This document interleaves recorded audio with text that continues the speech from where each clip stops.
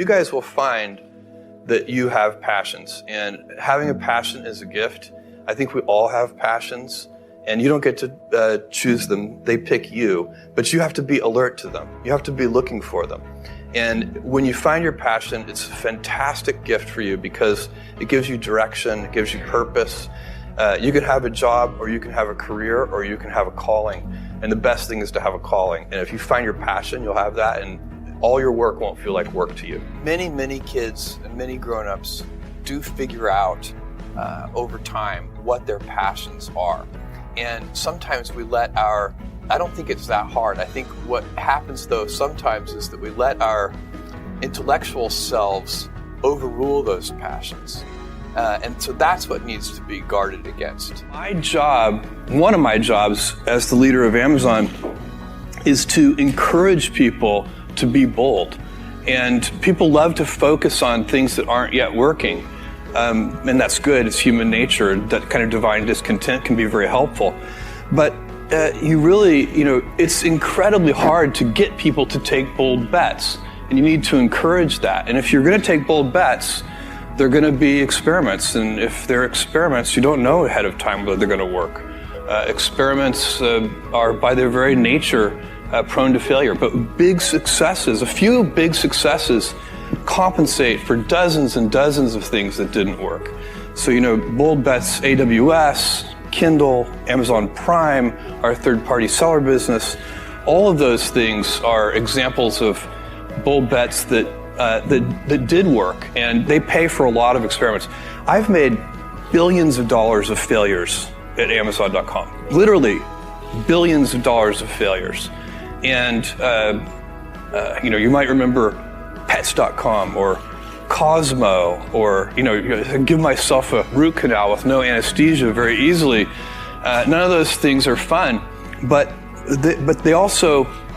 they don't matter. What really matters is companies that don't continue to experiment, companies that don't embrace failure, they eventually get in a desperate position where the only thing they can do is make a kind of Hail Mary bet at the very end of their corporate existence.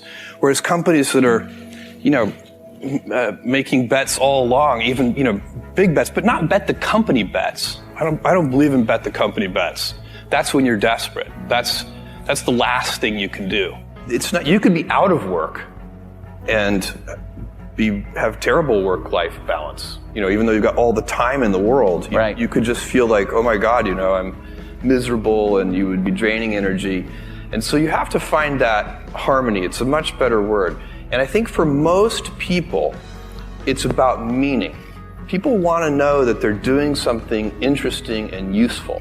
And for us, because of the challenges that we have chosen for ourselves, we get to work in the future. And it's super fun to work in the future for the right kind of person. You need to be nimble and robust. So you need to be able to take a punch, and you also need to be quick and innovative and doing new things at a high speed. That's the best defense against the future. And you have to always be leaning into the future. If you're leaning away from the future is going to win every time. Never, ever, ever lean away from the future. We all have adversity in our lives. I doubt if you really, if you know somebody, any friend or anybody that you talk to, there's no lack of adversity, and by the way, that's good, because it's what teaches us how to get back up. You fall down, you get back up. It always happens. And you get certain gifts in life, and you want to take advantage of those. But I guess my advice on adversity and success would be to be proud not of your gifts, but of your hard work and your choices. So, you may be, the kinds of gifts you get in life, you might be really good at math. It might be really easy for you. That's a kind of gift. But practicing that math and taking it to the next step, that could be very challenging and hard, and take a lot of sweat. That's a choice. You can't really be proud of your gifts because they were given to you.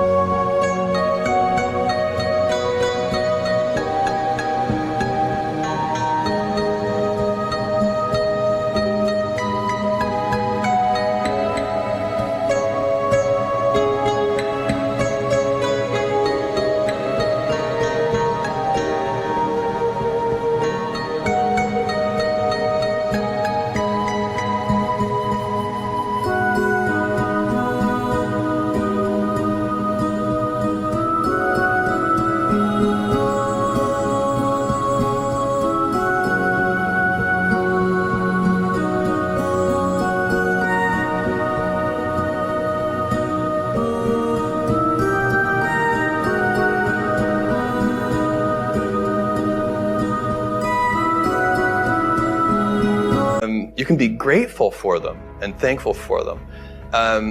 But your choices, you choose to work hard. You choose to do hard things. Those are choices that you can be proud of. Being an inventor requires, because the world is so complicated, you have to be a domain expert. I mean, in a way, even if you're not at the beginning, you have to learn enough so that you become a domain expert. But the danger is once you become a domain expert, you can be trapped by that knowledge. And so inventors have this paradoxical ability to have that 10,000 hours of practice and be a real domain expert and have that beginner's mind. Have that look at it freshly, even though they know so much about the domain. And that's the key to inventing. You have to have both. And I think that is intentional. I think all of us have that inside of us, and we can all do it, but you have to be intentional about it. You have to say, yeah, I am going to become an expert, and I'm going to keep my beginner's mind. You can't skip steps. You have to put one foot in front of the other. Things take time. There are no shortcuts. And but you want to do those steps with passion and ferocity. It's easy to have ideas. It's very hard to turn an idea into a successful product. There are a lot of steps in between, and it takes persistence, relentlessness. So I always tell people who think they want to be entrepreneurs, you need a combination of stubborn relentlessness and flexibility. And you have to know when to be which. And basically you need to be stubborn on your vision, because otherwise it'll be too easy to give up. But you need to be very flexible on the details, because as you go along pursuing your vision, you'll find that some of your preconceived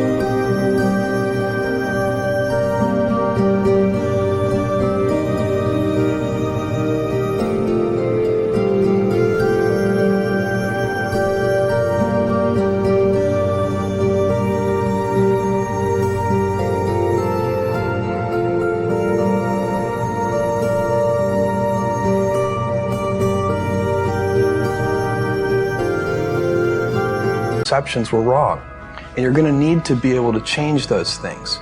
So I think taking an idea successfully all the way to the market and turning it into a real product that people care about and that really improves people's lives is a lot of hard work. Don't try to chase what is kind of the hot passion of the day.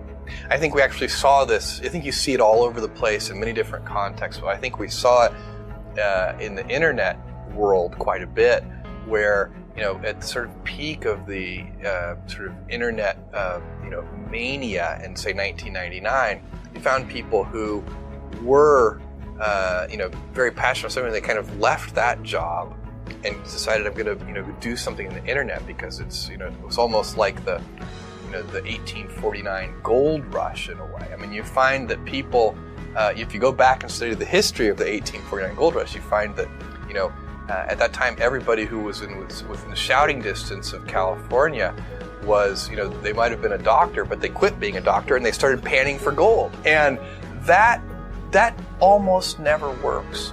And even if it does work, according to some metric, financial success or whatever it might be, I suspect it leaves you ultimately unsatisfied. So you really need to be very clear with yourself.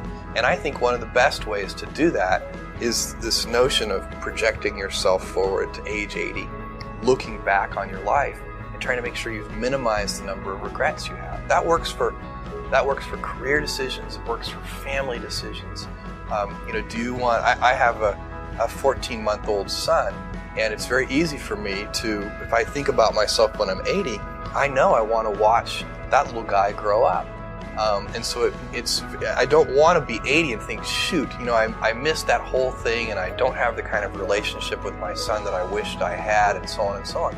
So if you think about that, so I guess another thing that I would recommend to people is that they always take a long-term point of view. And I think this is something about which there's a lot of controversy. There's a lot of people, and I'm just not one of them, believe that you should live for the now. I think what you do is you think about the great expanse of time ahead of you and try to make sure that you're planning for that in a way that's going to leave you ultimately satisfied.